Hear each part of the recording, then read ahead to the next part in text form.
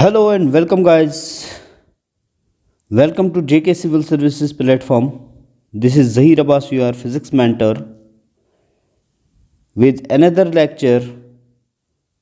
Today we are going to discuss the MCQ of Newton's laws of motion, जिसको मैंने already अपने app में complete detail lecture cover करवा दिया है और जिसका लिंक आपको इसी वीडियो के डिस्क्रिप्शन में मिलेगा।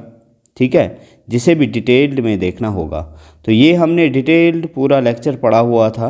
ठीक है, ये एमसीक्यू मैंने ऐड किए हुए हैं। तो ये हमारा डिटेल्ड लेक्चर था जो हमने ऐप पे डिटेल्ड वे में कंप्लीट करवाया है। होप आप लोगों ने सही ढंग से इसको पढ़ा होगा और आज के लेक्चर सीरीज़ में आज के एमसीक्यू जो हम करेंगे इनको अच्छी तरह से आप अटेम्प्ट कर पाओगे। ओके, तो ये हमारा लेक्चर हुआ था ऐप पे, तो जिसे भी डिटेल्ड में देखना होगा मैंने वहाँ पे डिटेल्ड में पूरा वन शॉट में इसको पूरा कंप्लीट करवाया हुआ है। ठीक है, तो चलिए स्टार्ट करते हैं आज के लेक्चर में अपने एमसीक्यू सीरीज़ को। क्लियर, हमारा जो एमसीक्यू है वो आज हमारा न्यूटन्स लॉज ऑफ मोशन पे है और मैंने कोशिश की है बहुत कंसेप्चुअल लेवल लाने की क्वेश्चंस, जो कंसेप्चुअल जिस लेवल का जो आज के मतलब जो एग्ज़ाम्स का ट्रेंड है, जिस टाइप के क्वेश्चन पूछे जाते हैं उसी टाइप का क्वेश्चन लाने की मैंने यहाँ पे पूरा एफर्ट रखा हुआ है। आपके हर एक कंसेप्ट को कवर करवाने की कोशिश की है। चलिए let's start with the first question. पहला क्वेश्चन हमारा क्या है, अपने पहले क्वेश्चन पे आ जाते हैं। तो ये हमारा पहला क्वेश्चन रहा, a body of mass 5 kg is acted upon bye 2 perpendicular forces 8 Newton and 6 Newton. Find the magnitude of the acceleration of the body.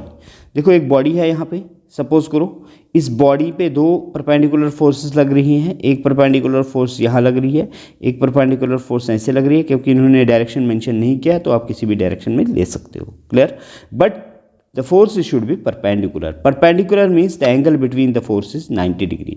If this is 8 Newton force and this is 6 Newton force, अब यहाँ पे guys आपका जो resultant force है वो आपने निकालनी है। This will be resultant. This will be resultant. ठीक है, तो यहाँ पे सिंपली अब हम कंसेप्ट को भूलते हैं, अब हम सिर्फ पीजीडी का कंसेप्ट लगाएंगे। तो यहाँ पे अगर ये हाइपोटेन्यूस है आपको, तो पाइथागोरस थ्योरम से आप हाइपोटेन्यूस का स्क्वायर निकाल सकते हो। दैट इज बेस का स्क्वायर प्लस परपेंडिकुलर का स्क्वायर करोगे। Clear, base square plus perpendicular square. Base आपका कितना है, 8 का स्क्वायर है और प्लस परपेंडिकुलर जो है वो 6 का स्क्वायर है। 8 8 ज़र कितना होता है, 64 हो गया और 6 6 ज़र कितना हुआ, 36 हुआ। ओके, देन आपका हाइपोटेन्यूस अगर ये स्क्वायर यहाँ ले जाओगे ये रूट बन जाएगा। तो it comes to square root of 100, square root of 100 था। तो आपने देखा 10 का स्क्वायर जो होता है वो 100 होता है, इसलिए स्क्वायर के साथ root cancel, we get 10 newton. The resultant force is 10 newton. What is this resultant force? तो आपके पास जो रिजल्टेंट फोर्स आई, resultant force that is 10 newton. Okay, आप इजली आप क्वेश्चन को कर सकते हो। आप लगाओ फोर्स का formula, force resultant is equal to mass into acceleration. तो आपको एक्सेलरेशन फाइंड करनी है, तो you get acceleration is equal to resultant force divided by mass, यहाँ पे एक्सेलरेशन। तो रिजल्टेंट फोर्स कितना है, that is 10 Newton and divided by mass कितना है, 5 है। यहाँ पे आप देखोगे गाइस, तो यहाँ पे एक्सेलरेशन आपका 2 5 1 5 5 2 10। तो this is your answer. Acceleration is 2 metre per second square. तो ये वाला B is the right option.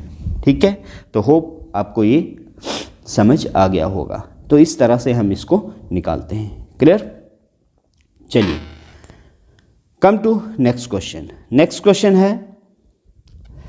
Question हमारे पास क्या है, नेक्स्ट क्वेश्चन बताता है recoiling of gun is an example of, किसकी एग्जाम्पल है रिकॉइलिंग ऑफ गन? क्या Newton's first law of motion है, क्या Newton's second law of motion है, क्या Newton's third law of motion है, क्या law of conservation of angular momentum है? ठीक है, अब देखो यहाँ पे अगर लीनियर मोमेंटम होता तो हम कुछ हद तक कह सकते भाई ये एप्लीकेशन है उसकी, बट यहाँ पे फोकस करना, कंफ्यूज नहीं हो जाना, यहाँ पे एंगुलर मोमेंटम है, तो ये वाला तो बिल्कुल नहीं है। अब सोचो जो फर्स्ट ला, थर्ड ला क्या बोलता है, एक्शन एंड रिएक्शन के बारे में। तो recoiling of gun is nothing, मैंने आपको डेफिनेशन में पढ़ाया हुआ रिकॉइलिंग ऑफ गन क्या होता है। ये हमारे पास अगर गन है, ठीक है, आप एक बुलेट फाइट करते हो, बुलेट फाइट करोगे, जिस स्पीड से बुलेट आगे जाएगा, जिस वेलोसिटी से बुलेट आगे जाएगा, वेलोसिटी ऑफ बुलेट आगे की तरफ होगी, the gun will require the back push of the gun in backward direction while firing the bullet, this is called requiring of gun. तो यहाँ पे कोई क्या लग रहा है, एक्शन एंड रिएक्शन का कंसेप्ट लग रहा है, दैट इज एक्शन और रिएक्शन का कंसेप्ट लग रहा है। तो that's mean we can say it is an example of Newton's third law of motion. Okay, तो हमारा इसका सही उत्तर जो होता है that is Newton's third law of motion. Okay, ठीक है। Come to next question, which law is also known as law of inertia. Law of inertia, law of inertia क्या बोलता है, इनएबिलिटी ऑफ अ बॉडी, ठीक है, to change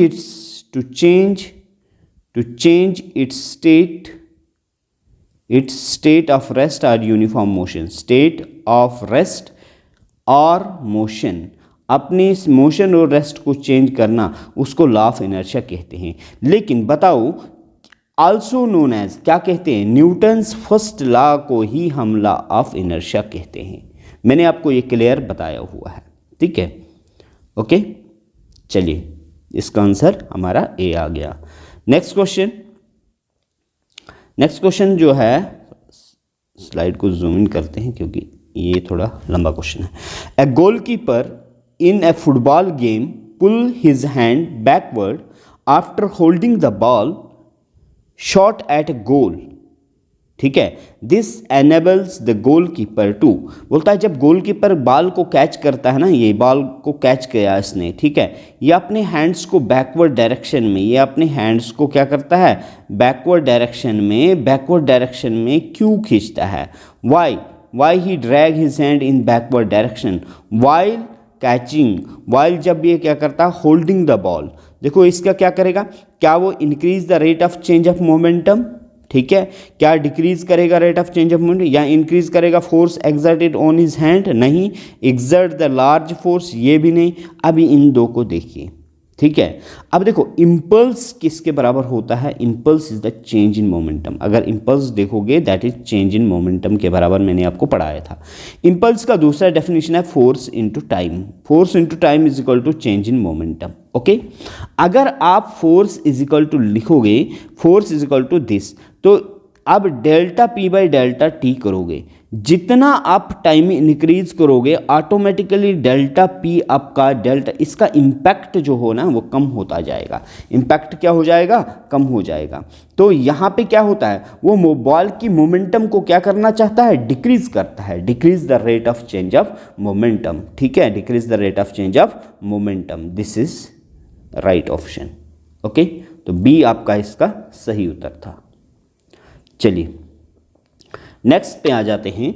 if the mass of the body is double and its velocity became half the linear momentum, देखो पहले आप linear momentum लिखोगे mass into velocity, ठीक। अगर मैंने कहा मास को डबल कर देगा, 2m कर दिया, वेलोसिटी को हाफ कर दिया, ये और ये कट जाएगा, फिर मुझे m इंटू वी ही मिला ना, P2 ये P1 था और ये P2 है, तो P2 भी किसके बराबर आया, mv के बराबर ही आया। तो क्या चेंज हुआ कोई मोमेंटम में, नहीं, ठीक है। तो became double, remains same, yes, half नहीं, बिकेम 4 टाइम्स नहीं। तो ये तो हमने प्रैक्टिकली प्रूव किया, P2 जो है वो भी मास इंटू वेलोसिटी के बराबर है। जब मास डबल हुआ और वेलोसिटी हाफ हुई है, 2 और 2 आपस में कैंसिल हुआ, तो सिर्फ mv हमारे पास रहा, और इनिशियली भी mv ही था। ओके, तो ये था हमारा नेक्स्ट क्वेश्चन। चलिए आ जाओ अगले क्वेश्चन पे। अगला क्वेश्चन हमारा क्या है, अगला क्वेश्चन हमारे पास ये है, if the mass of body is doubled and velocity became, अच्छा ये सेम आई थिंक पेस्ट हो गया, कोई बात नहीं। चलिए come to next question. Okay, the inertia of an object causes the object, the inertia of an object cause the object to, object को क्या करता है, क्या डिक्रीज स्पीड करेगा, नहीं ना, क्या इंक्रीज करेगा स्पीड, नहीं, क्या डीएसेलरेट करेगा ड्यू टू फ्रिक्शन? नहीं, ठीक है। तो इसका सही ऑप्शन यही है, resist any change in the state of motion. अगर कोई बॉडी मूव कर रही है, इनर्शिया एक ऐसी प्रॉपर्टी होती है जो उसको बॉडी को कंटिन्यूअसली मूव करवाना चाहती है, ठीक है। तो this is the right option. या रेस्ट पे है कोई बॉडी, तो it is because of inertia the body will remain in rest until and unless some external force is applied on the body, ठीक है। तो ये वाला इसका सही ऑप्शन हो गया। चलिए कम टू नेक्स्ट क्वेश्चन। थोड़ा रिलेटिव वेलोसिटी का क्वेश्चन मैंने यहाँ पे ये उठाया हुआ इसलिए ताकि मुझे थोड़ा सा एक फीलिंग आई कि तो रिलेटिव वेलोसिटी को टच करते हैं। एक दो क्वेश्चन मैंने करवाए थे लेकिन इस टाइप का नहीं करवाया था, तो मोस्ट प्रॉब्ली अगर इस टाइप का क्वेश्चन आने की चांसेस होती है, ठीक है। 2 ट्रेन्स 120 मीटर लेंथ, एक ट्रेन यहाँ है, ठीक है, और दूसरी ट्रेन है 80 मीटर लेंथ, ठीक है। रनिंग इन अपोजिट डायरेक्शन, मतलब ये इधर जा रही है और ये इधर आ रही है, ओके, दोनों trains. In what time will they cross each other, किस टाइम में, कितने टाइम में? जैसे ये ट्रेन यहाँ पे आई 120 मीटर वाली, दूसरी ट्रेन यहाँ पे टच करेगी इसको, ठीक है। सेकंड ट्रेन, ये वाली सेकंड ट्रेन है 80 मीटर, ये 120 है, ये 80 है, ओके। तो टोटल लेंथ यहाँ से यहाँ तक कितना हो गया? 120 प्लस 80 करोगे that is equal to 200 metre. ये तो आपको मिल गया डिस्टेंस। लेकिन हमें क्या चाहिए? हमें ये निकालना है कि कितने टाइम में। अभी वेलोसिटी देखेंगे।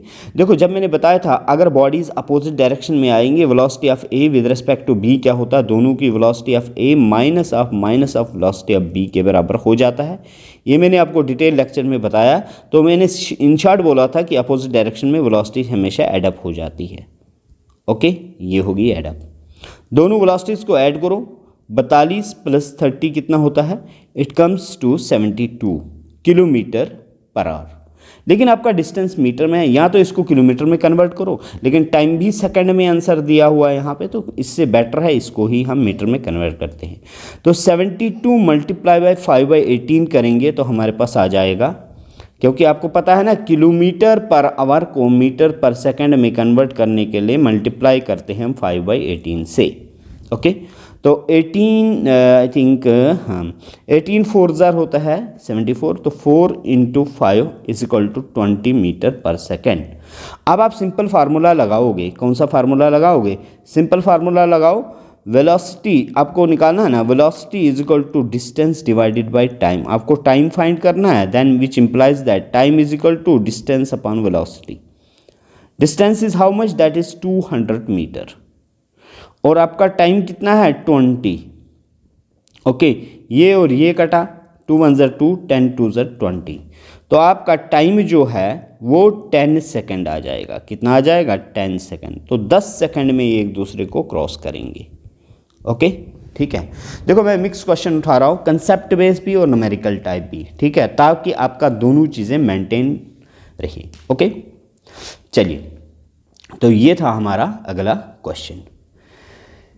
चलते हैं अब हमने नेक्स्ट क्वेश्चन की तरफ। नेक्स्ट क्वेश्चन हमारा पास क्या है? The sum of kinetic and potential energy of the falling body, ठीक है।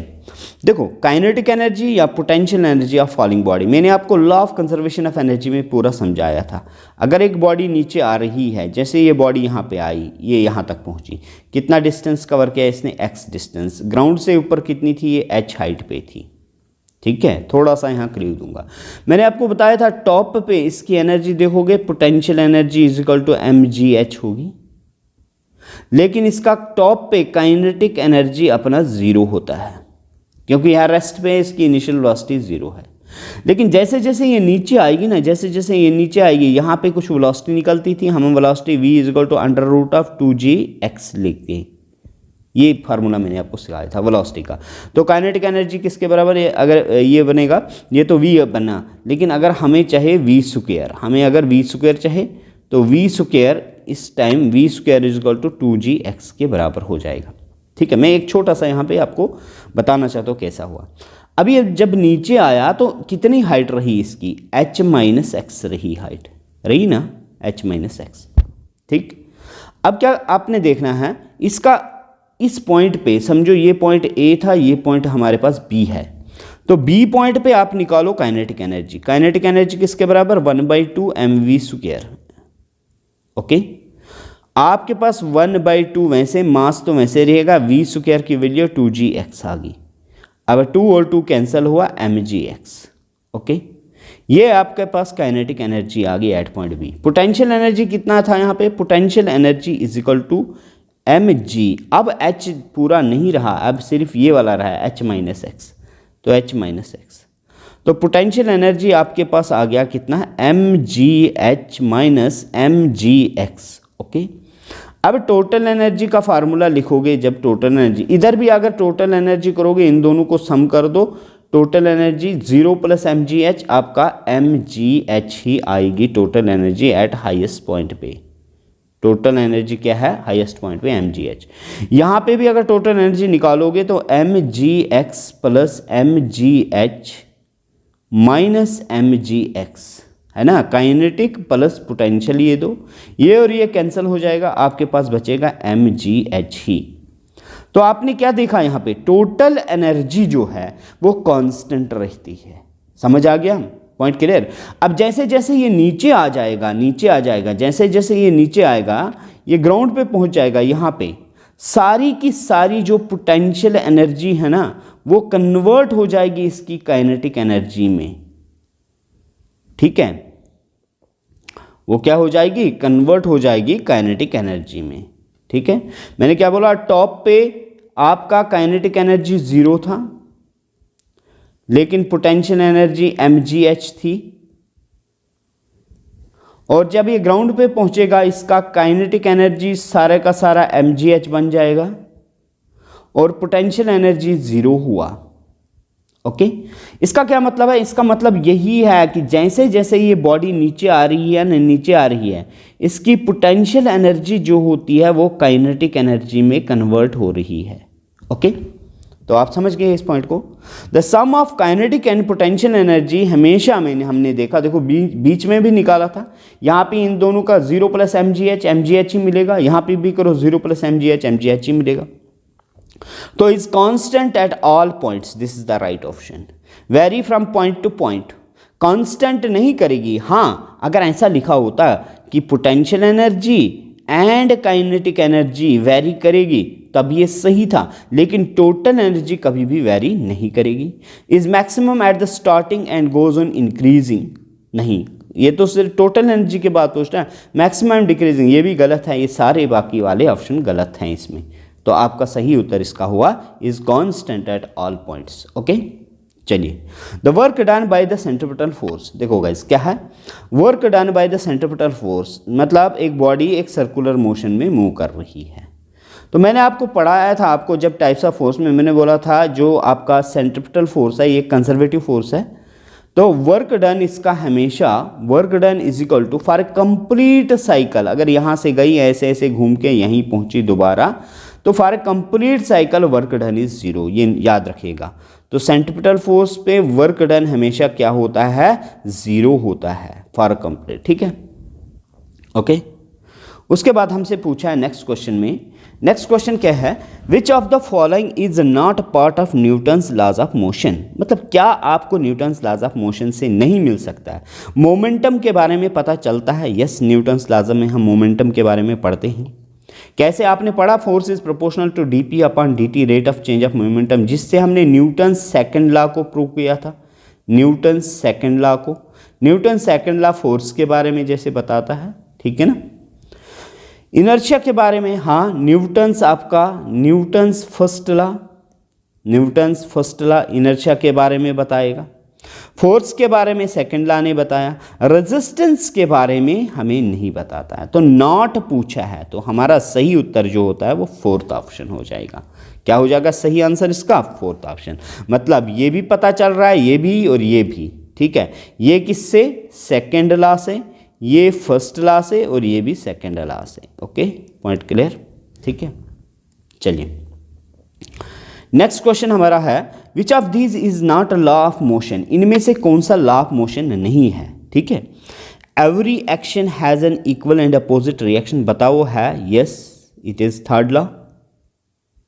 Okay, A body stays in state of rest or motion unless external force is applied. Yes, this is the first law, law of inertia भी कहते हैं, और first law की भी definition है यही. All object of universe possess gravity. None of the above.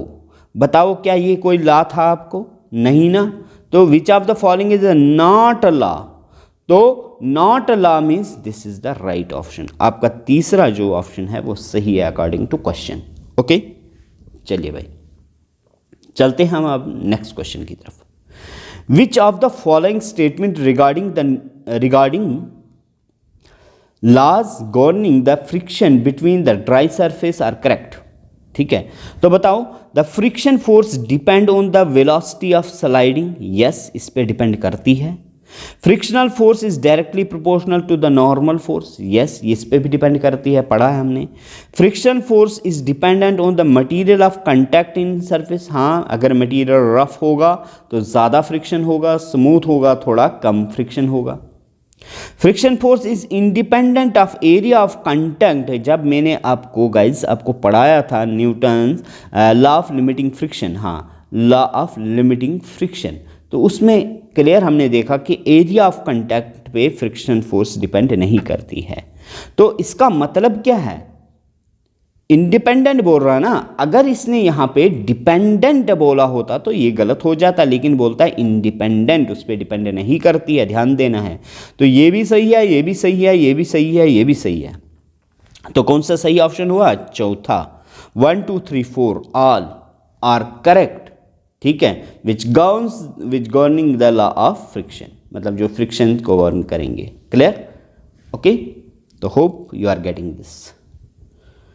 Which law defines the force? कौन सा लॉ फोर्स को डिफाइन करता है? न्यूटन्स थर्ड लॉ क्या बताता है? एक्शन और रिएक्शन के बारे में. Newton's first law of inertia, inability of body के बारे में बोलता है. Newton second law, yes force is directly proportional to dp upon dt. इसी से तो हमने एक रिलेशन निकाला था लास्ट पे, force is equal to mass into acceleration.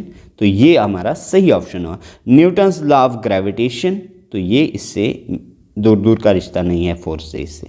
ठीक है, ये gravitation, Newton's law of gravitation gravitational force के सिंपल फोर्स की बात कर रहा है. Okay, that is from the Newton second law. Okay, चलिए. If a constant force is applied to a body, what happen?